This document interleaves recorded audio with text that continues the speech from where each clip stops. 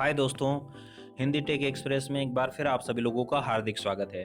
दोस्तों, धीरे धीरे हम डिजिटलाइजेशन की तरफ बढ़ते जा रहे हैं। डिजिटल पेमेंट जो है वो करना हम शुरू कर चुके हैं। अपने मोबाइल में यूपीआई जो ऐप है वो हमने इंस्टॉल कर लिए हैं और हम ऑनलाइन जो है लेन देन ट्रांजेक्शन को बढ़ावा दे रहे हैं। मोबाइल वॉलेट का भी हम यूज़ कर रहे हैं, पर इसके साथ साथ हमको हमारा जो अकाउंट है, हमारा जो कुछ सेंसिटिव चीज़ें हैं उनको सुरक्षित रखना भी बहुत ज़रूरी है। हर कोई जो है वो यूज़ कर रहा है अपना मोबाइल वॉलेट, लेकिन अगर वह ध्यान नहीं रखेगा कि इस मोबाइल वॉलेट या हमारे जो पासवर्ड हैं या जो चीज़ें हैं उनका दुरुपयोग हो सकता है, तो हो सकता है हमारे साथ धोखाधड़ी हो।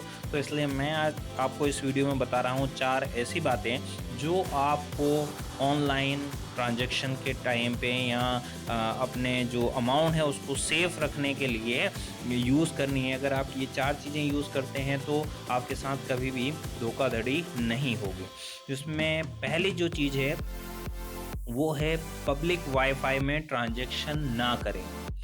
दोस्तों, हम कई बार ऐसा होता है कि हमारा मोबाइल में डाटा बैलेंस नहीं होता है, या फिर हम कहीं ऐसी जगह होते हैं जहाँ पे पब्लिक वाईफाई होता है जो फ्री होता है, तो हम उसके थ्रू जो है पेमेंट करते हैं। तो सबसे पहली बात, हमको ट्राई करना है कि उस पब्लिक जो वाईफाई है उसका हम यूज़ ना करें, क्योंकि कई सारे हैकर्स जो है वो पब्लिक वाईफाई के थ्रू कनेक्ट हो सकते हैं। और जब हम कनेक्ट होंगे उस पब्लिक वाईफाई से और हमारा ट्रांजेक्शन करेंगे, तो हो सकता है कोई जो हैकर है वो उस पब्लिक वाईफाई से कनेक्ट हो और वो हमारी जो इन्फॉर्मेशन हम जो हमारे मोबाइल में डाल रहे हैं, चाहे वो पासवर्ड हो या फिर यूज़र आईडी हो, यूज़र नेम हो, उसको हैक कर ले और उसके थ्रू उसको पता चल जाएगा पासवर्ड और यूज़र नेम, तो वो उसका दुरुपयोग कर सकता है। तो पहली चीज़ ध्यान रखें, जो भी हम ट्रांजैक्शन करें वो पब्लिक वाईफाई में का नेटवर्क यूज़ करके ना करें। इससे हमारा अकाउंट सबसे पहली बात सुरक्षित रहेगा। दूसरी चीज़ है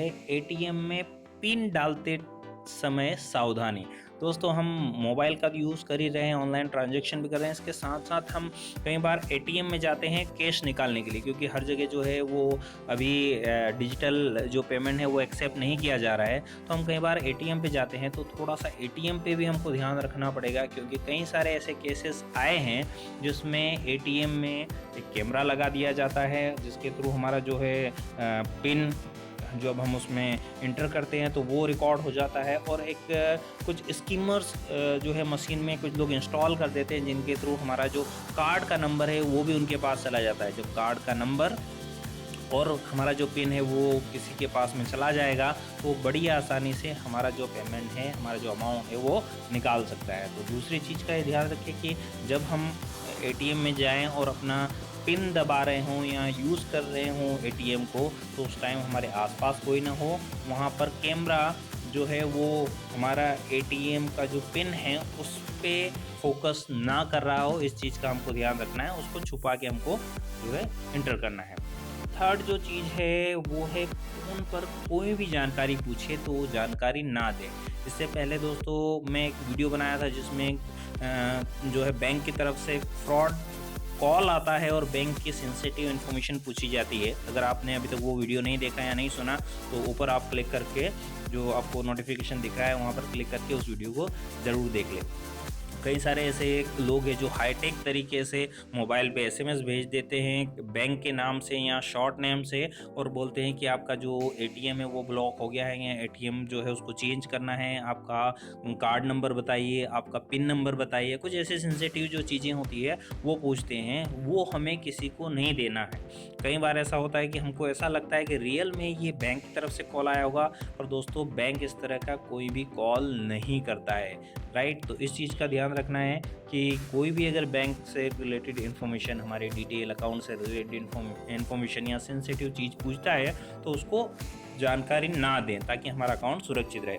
और फोर्थ जो चीज़ मैं आपको बता रहा हूँ वो है, अपने स्मार्टफोन से अगर आप ट्रांजैक्शन करते हैं, लेन देन करते हैं, तो आप स्मार्टफोन के लिए भी एंटीवायरस ज़रूर ले लें।